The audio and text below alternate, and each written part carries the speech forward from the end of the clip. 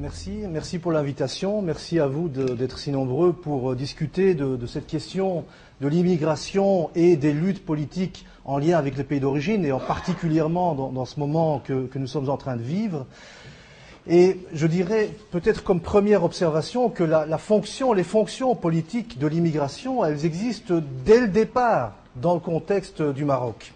Alors, on va essayer ici de voir quelles sont les dimensions politiques et militantes dans l'immigration, mais il faut rappeler que au début de l'immigration, au début de l'émigration du Maroc, la problématique du travail des jeunes se posait déjà.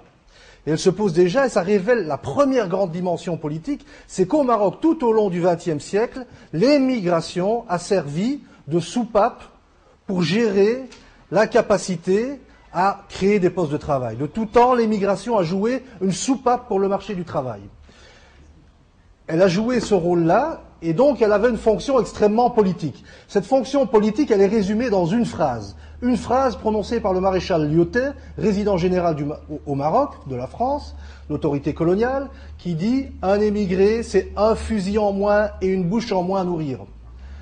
C'est en soi la doctrine qui a toujours guidé la politique relative à la main-d'œuvre au Maroc et à l'émigration. C'est-à-dire qu'on sait, depuis le temps du protectorat, que l'émigration elle a plusieurs rôles. D'abord, en quittant, elle aide la pacification, c'est-à-dire la domination coloniale. Dans le langage, la pacification, dans le langage de la France, la pacification, c'est dominer. Et elle permet aussi de faire en sorte que le marché du travail ne soit pas contraint, ou les autorités ne soient pas contraintes d'offrir plus de place sur le marché du travail. Et il oublie peut-être encore une dimension, c'est que l'émigration, elle va faire en sorte, dès les années 10 au Maroc, dès les années 1910, que non seulement ce sont des hommes en moins, et des hommes en moins pour qui il faut organiser le travail, mais en plus ce sont des ressources qui reviennent vers le pays, c'est de l'argent qui rentre dans l'économie, et ce sont donc d'autres familles qu'il faut vis-à-vis desquels on se dédouane en quelque sorte. Et donc ce sont des fonctions qui sont connues de tout temps, parce que à partir du traité de protectorat, du traité de Fès en 1912, vont commencer un grand nombre d'émigrations. Et si on veut repositionner la question de l'immigration marocaine en Belgique, on peut déjà la prendre à cette époque-là, parce qu'on a des traces ici en Belgique d'une présence marocaine dès les années 20. Et la présence marocaine, elle est la conséquence indirecte de la colonisation française au Maroc. Pourquoi? Eh bien parce que durant la Première Guerre mondiale, la France va attirer pas mal de travailleurs pour servir à l'arrière du front, notamment dans les industries d'armement. C'est pendant la Première Guerre mondiale que la France crée le service des travailleurs coloniaux, où on va recruter beaucoup de personnes qui vont travailler à l'arrière du front, de même que dans les houillères, les bassins miniers du Nord et du Pas-de-Calais. Et de là vont venir s'installer pas mal de Marocains, d'Algériens, de Tunisiens dans les bassins miniers, essentiellement du Borinage, de la région du centre et de la région liégeoise. Et déjà à cette époque, par les travaux de quelques historiens, on peut les mentionner parce qu'ils sont tellement rares, les historiens qui se sont penchés sur cette question, qu'il faut les mentionner. Un travail d'une mémorante, qui est Rachida Attar, mais surtout le travail d'Anne Morelli, qui ont permis de retrouver, par exemple, des images de l'étoile nord-africaine, des mouvements qui étaient organisés autour de l'étoile nord-africaine dans le Borinage. Et donc on sait, via certaines sources, notamment la littérature syndicale aussi, on sait via certaines sources qu'il y a une présence, et que ce n'était pas une présence simplement passive ou inorganisée, elle était aussi... elle s'exprimait peut-être peu, elle s'exprimait peu, pourquoi? Parce que les conditions des travailleurs dans cette période-là sont des conditions extrêmement vulnérables, notamment par rapport aux accidents du travail. C'est une période durant laquelle, si vous avez la force, vous pouvez travailler, si vous avez le moindre accident, vous êtes débarqué. Et c'est pour ça que la première convention qui est signée entre le Maroc et la Belgique, ce n'est pas la convention de 1964 sur le recrutement de main-d'œuvre. C'est une convention de 1930 signée entre le protectorat français au Maroc et la Belgique, qui est une convention sur la réparation des accidents dus au travail. Ce qui veut bien dire que si deux gouvernements considèrent qu'il était important de se mettre autour de la table pour signer un accord, c'est que le problème était déjà considérable sur le terrain. On parle ici de plusieurs milliers de travailleurs dans cette période. La Deuxième Guerre mondiale, début 1940, même un peu avant, va commencer à faire en sorte que les travailleurs vont rentrer. À l'exception de quelques-uns, on en connaît quelques-uns qui ne sont pas rentrés au pays, qui sont partis avec certains Belges, notamment vers le sud de la France, dans les régions libres. Mais l'essentiel de cette immigration va disparaître parce qu'elle va retourner pendant l'épisode de la Deuxième Guerre mondiale. Alors je ne parle pas ici des tirailleurs parce que la question des tirailleurs n'est pas proprement parlée une question d'immigration. C'est une question qui est liée à l'engagement dans un contexte colonial. L'immigration, pour rappel, c'est la volonté ou la nécessité de partir pour un autre pays avec la volonté de s'y installer pour y travailler. Ce n'est pas la logique des tirailleurs, mais c'est un épisode important et symboliquement très fort, la question des tirailleurs. Mais c'est pas le cadre. Le cadre, ce n'est pas celui de l'immigration. Le cadre, c'est autre chose. C'est l'enrôlement de la force de ces hommes dans le contexte colonial, parfois sans grande possibilité de pouvoir choisir, de ces hommes qui ont combattu sur différents fronts, et notamment sur celui que nous connaissons, celui l'axe Bruxelles-Namur, à Gembloux notamment, où les tirailleurs marocains ont résisté à l'avancée allemande. Mais c'est un autre chapitre. Le chapitre qui me semble plus important et qui va permettre de voir émerger des vraies dimensions militantes dans l'immigration, c'est celui qui va commencer à partir des années 60. Alors vous le savez, l'immigration en Belgique, la grande immigration d'après-guerre, c'est l'immigration italienne. Les grandes immigrations, c'est d'abord l'immigration italienne suivie des immigrations du sud de l'Europe. Ensuite vont venir très rapidement des immigrations du sud de la Méditerranée, Maroc et Turquie. Bien, l'accord entre la Belgique et le Maroc est signé en 64. Mais en réalité, les mouvements d'immigration sont déjà à l'œuvre depuis un certain temps. Il y a déjà des mouvements en dehors de la Convention, sur le même modèle que celui qui existait avant-guerre, c'est-à-dire que beaucoup viennent vers la France et puis passent la frontière, viennent s'installer en Belgique. Il y a pas mal de mouvements qui vont commencer à s'organiser au début des années 60 et puis ça va s'amplifier. En 1961, au recensement de la population, il y avait 400 Marocains. L'INS, l'Institut national de statistique, recensait 400 Marocains. En 1971, au recensement 10 ans plus tard, il y avait 40 000 Marocains.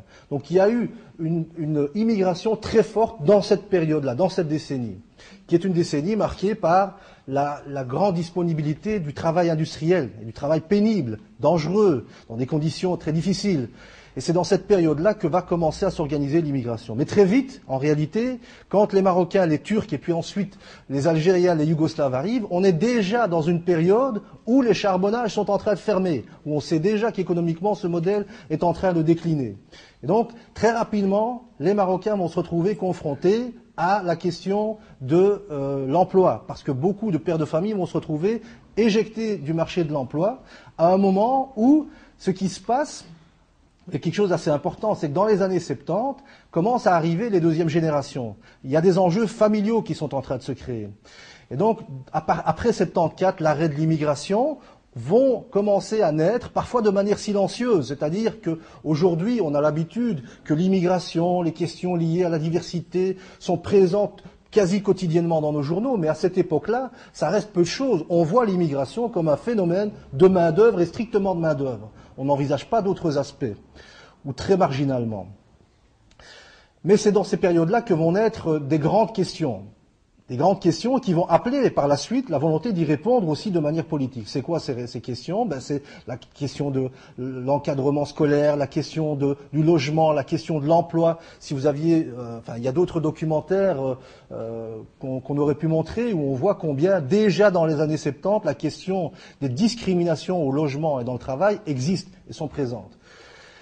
Et puis, si on veut faire une périodisation, on peut dire qu'il y a une période qui commence en 1960 jusqu'en 74, et puis en 74 va commencer une autre période jusqu'en 1989, qui est une période durant laquelle commencent ces vraies difficultés sur le terrain social, et puis apparaît aussi le début de la politisation de l'immigration. À partir d'un moment, l'immigration devient l'objet d'une politisation par l'extrême droite. Je rappelle souvent qu'en 1982, le Vlaams Blok fait une campagne électorale exclusivement axée sur le nationalisme flamand. Et ils font 2 sièges au conseil communal d'Anvers. En 88, ils changent complètement de cap et ils font une campagne entièrement axée sur l'immigration, et ils multiplient leurs résultats par 5, ils font 10 sièges sur 49 au conseil communal d'Anvers. Donc le Front National est dans la même logique. Le Front National a d'abord commencé sur le nationalisme avant de s'orienter sur les questions d'immigration. Donc on est dans une période de grande politisation. Bien. Il n'y a pas que ces questions-là qui se jouent. La question des pays d'origine se joue aussi, je vais y revenir dans un instant. Après 89, il y a une autre période qui commence, qui est une période où l'immigré n'est plus simplement un objet au sujet duquel on parle, où les autres parlent, mais qui commence aussi à apparaître comme acteurs qui prennent la parole, parce que les deuxièmes générations arrivent, d'autres générations sont là, il y a des générations d'étudiants qui sont venus, qui ont encadré, qui ont porté la parole, et va commencer à s'organiser une présence plus affirmée dans le monde associatif, dans le monde politique et dans d'autres secteurs de la société. Ce sont des périodes aussi qui sont marquées par l'émergence du thème de l'islam dans l'espace public. Dès 89, on a les premières affaires du foulard qui commencent à amener la question de l'islam très fortement dans l'espace public, et ces questions-là ne quitteront plus l'agenda public et médiatique et politique. Alors, notamment après 2001 et l'importance qu'ont pris les questions d'actualité internationale dans la vie politique et intérieure des sociétés d'immigration. Bien. Pendant toutes ces périodes-là, il y a eu des changements. Alors, dans un premier temps, on a d'abord traité avec les États d'origine. On a traité avec eux de manière directe, en s'asseyant autour de la table, en négociant de manière gouvernementale des accords de recrutement de main-d'œuvre. Ce qui est une manière très exceptionnelle de gérer l'immigration. En règle générale, ça peut se passer sans que les gouvernements se mettent d'accord sur des quotas, sur des contingents, etc. Et puis, on a tout doucement commencé à considérer que les États d'origine n'avaient plus tellement de rôle à jouer dans les politiques sociales et que ça devenait l'affaire de l'intégration. Et donc, on a commencé à se dire qu'il fallait prendre en charge cette question-là, et on a vu toute une série de politiques sociales, d'intégration, etc., se mettre en œuvre. Aujourd'hui, la situation est celle d'un grand retour des États d'origine. C'est une variable qu'on a peu discutée, mais c'est un énorme retour des États d'origine partout. Pas seulement le retour des États comme le Maroc, qui est très présent par rapport à ces communautés, qui a toujours eu la volonté de les encadrer, mais de tous les États d'origine.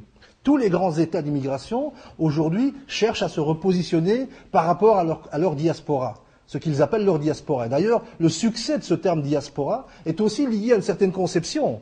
Parler d'immigration, c'est pas parler de diaspora, c'est une autre conception qui consiste à dire qu'on a des citoyens qui sont un peu partout dans le monde, et notre citoyenneté, elle s'étend au-delà des frontières. Et ça, c'est une donnée avec laquelle il faut traiter aujourd'hui. Parce que les États d'immigration le veuillent ou non, les États d'origine sont présents. Que ce soit l'État turc, l'État marocain, l'État congolais, l'État mexicain, vous avez des États extrêmement présents aujourd'hui dans ce débat-là. Bien. Alors ça pose évidemment des enjeux, ça pose une série d'enjeux par rapport à différentes questions, mais il y a deux points que je voulais quand même sur lesquels mettre l'accent. C'est-à-dire que sur la longue durée, on voit que la trajectoire de l'immigration marocaine est une trajectoire qui est quand même sur le plan socio-économique extrêmement problématique. Aujourd'hui, deux études récentes le montrent. Un Belge marocain, un Belge d'origine marocaine sur deux vit en dessous du seuil de pauvreté. Et si on prend à l'intérieur de certaines catégories les niveaux de chômage, les niveaux d'exclusion du marché du travail, je pense en particulier à la situation des femmes marocaines, où on a un pool de femmes marocaines compétentes, formées, éduquées, qui sont en dehors du marché du travail. Donc on a sur le terrain social une situation assez difficile. Or, c'est aussi, je crois, un des enjeux fondamentaux de l'action politique, c'est de réfléchir à quel mécanisme on met en place pour lutter ici par rapport aux enjeux d'inégalité et aussi aux enjeux qui sont des enjeux du pays d'origine, qui sont des enjeux de démocratisation. Mais ici, on a des enjeux qui sont des enjeux d'inégalité, d'accès aux droits. Bien. En 40 ans, un peu plus de 40 ans, la situation, on ne peut pas dire qu'elle se soit fondamentalement améliorée sur le terrain social. Et donc aujourd'hui se pose vraiment la question de c'est une de mes grandes réflexions, quels sont les mécanismes, quels sont les types de stratégies qu'on peut mettre en œuvre pour essayer d'enrayer ces dynamiques-là. Chacun a sa réponse, il y en a de différents types, mais la question aujourd'hui, elle est vraiment prégnante. Elle est d'autant plus prégnante pour moi qu'il y a une autre caractéristique qui vient s'ajouter à cela. Malgré le fait qu'il y a eu beaucoup de militance, qu'il y a eu beaucoup de combats, il y a, sur le plan organisationnel, une remarque à faire. C'est que l'immigration a peu donné lieu à des organisations pérennes, des organisations stables et durables à travers le temps. Si vous prenez le paysage des organisations de la communauté marocaine, la plupart d'entre elles ont des durées d'existence qui ne dépassent pas 10 ans. Peu d'associations nous sont arrivées, donc on a une espèce de déshéritage organisationnel. C'est-à-dire que systématiquement, il faut réinventer les cadres de l'action.